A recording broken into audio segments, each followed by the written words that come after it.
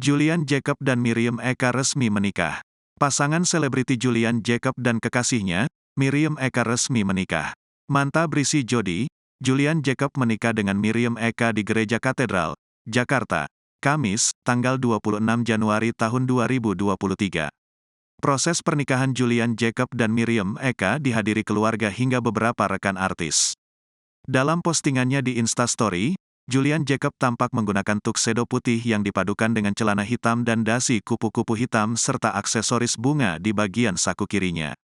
Sementara Miriam Eka mengenakan gaun berwarna putih dengan veil putih dengan aksesoris kalung di lehernya. Di hadapan tamu undangan dan pastor, pasangan ini saling mengucap janji suci pernikahan. Di hadapan Tuhan, imam dan para saksi, saya Ignatius Julian Jacob dengan tulus hati memilih Miriam Eka Cahya menjadi istri saya. Saya berjanji untuk setia kepadamu, dalam untung dan malang, di waktu sehat dan sakit.